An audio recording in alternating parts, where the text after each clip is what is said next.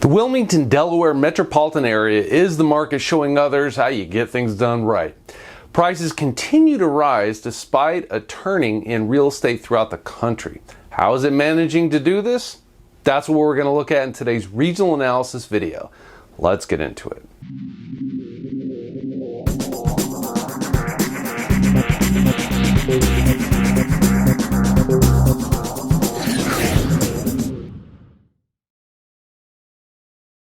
If I sound a bit congested in today's video, it's because I am.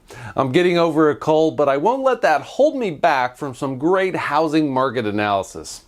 Today we have another viewer-requested regional analysis video, and we're looking at the Wilmington metropolitan area.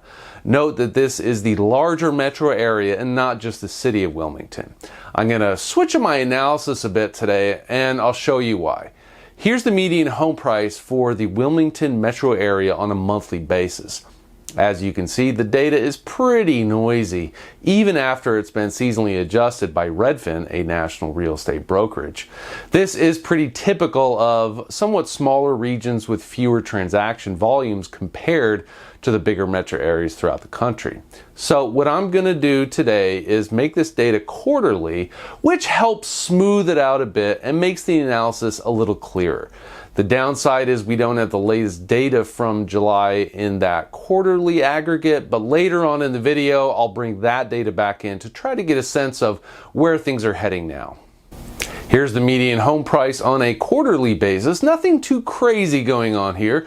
Looks like a nice, stable upward trajectory, and that's what I think this area has going for it. There wasn't the same level of insane growth that we saw in other areas. Comparing it to just the national average will demonstrate this point well. Since the second quarter of 2020, when the pandemic hit the real estate market initially, the U.S. median home price grew by 39% through the second quarter of 2022. In contrast, the Wilmington area grew by 26% over the same time period. This should help the Wilmington area going forward, as the hotter housing markets across the country will likely be registering big price declines. Wilmington will likely see a much shallower correction. This dynamic is also something we saw in the Raleigh, North Carolina area in a recent regional analysis video. The metropolitan areas that did not see a big run-up in prices are faring much better this year. We can see this in our comparison with the U.S. price again. In the second quarter, the U.S. price decelerated over the first quarter, whereas the Wilmington median price actually accelerated. Wilmington also has a noticeable affordability advantage, as the median price came in at $304,000 in the second quarter versus $410,000 for the U.S. average. Now let's take a look at the underlying supply and demand statistics to see if Wilmington's fundamentals are also in better shape than what we're seeing elsewhere. Looking at supply first, the current inventory as of the second quarter hit a new low. By contrast, the U.S. overall inventory was already starting to see a rise in the second quarter. New listings in Wilmington are trending below pre-pandemic levels, which is keeping supply tight and supporting prices. On the demand side, transaction volumes, like most areas throughout the country, have trended steadily lower and have returned to pre-pandemic averages. But unlike other areas, the quality of offers has held up quite well. The sales to list price ratio remained above 100 and actually reached a new record high in the second quarter.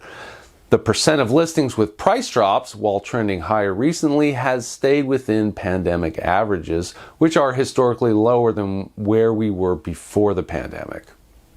Overall, we're seeing Wilmington in a pretty good shape, particularly given what is happening in other parts of the country.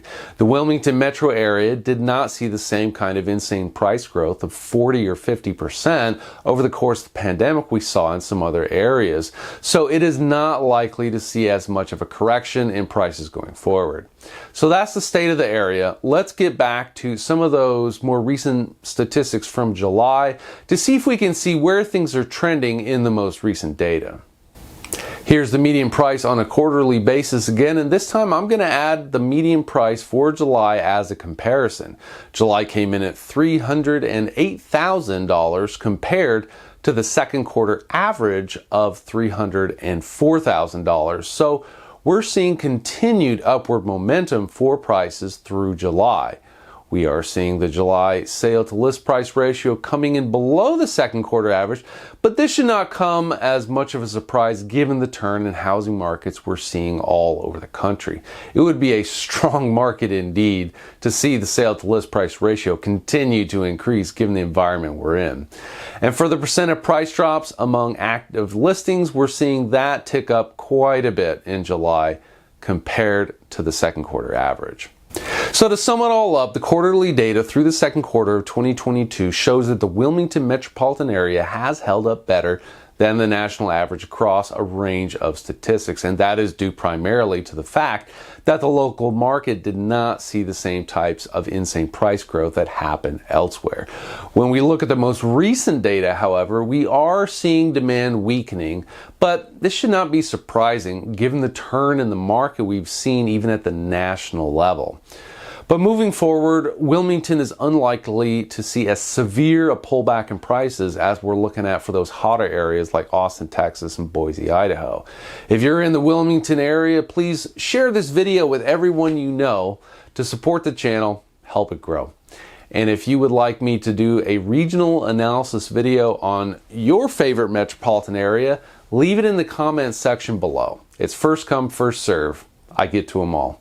If you like these types of videos, make sure you subscribe to the channel and hit that notification bell down below so you know right away when our next video comes out. And if you're interested in where we're heading for the overall market for the remainder of 2022, make sure to check out my market crash scenario videos that come out about once a month.